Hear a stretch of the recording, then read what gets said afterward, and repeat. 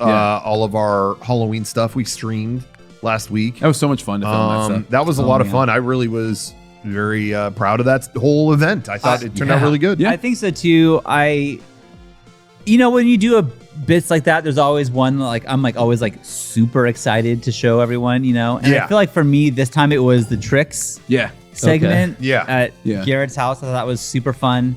Obviously Shocktoberfest was like a whole trip. That was like a fun podcast, it was reticent weird. of a Faircast. It was like we accidentally filmed a Faircast and we weren't anticipating. No, that. it was Not a Faircast really. at night. That was we didn't know what Shacktoberfest was. Yeah, and I've had so many people ask me. Maybe we could have done a better job setting up what it is, because I've had so many people go, okay, why do you keep saying Shacktoberfest? What does Shaq have to do with this? And it was like, no, this is an event in Long Beach. Like that he puts on. His name is on the event that he puts up. And he welcomes me hello everyone, welcome. It's me, Shaquille O'Neal. Boom. Didn't mean to scare you. And all the food is changed to be themed to his names, like the Diesel Dog. I didn't know Diesel was his DJ name. DJ Diesel, DJ yeah. Diesel, He played Anime Expo this last year. I didn't know it was gone.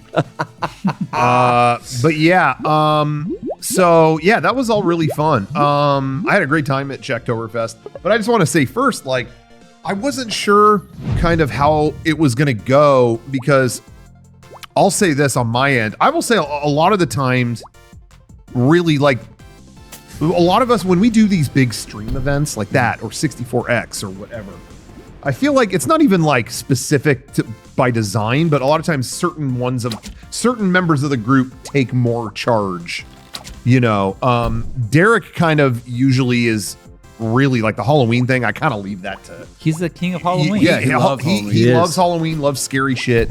So he's kind of behind that more than 64X. That's my favorite to do. So I'm throw me in on that, just to do nonsensical, stupid bullshit. But this Halloween, I feel was a little more collaborative in terms of I'll just say this, and when I say that, I mean, we all still work together on everything that we do. Totally. But every year I'll talk with Derek about what should be kind of the overall arc of the stream. Okay, it starts out, we're streaming and people think it's just live on the set, but then it turns into a horror movie and Dallas shows up and Derek signs a contract.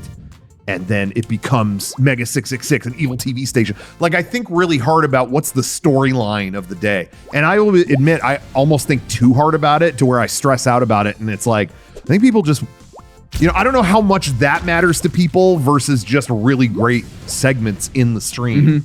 I think, so I kind of was in my head, maybe I'm thinking too hard about that part. Let's just make good segments.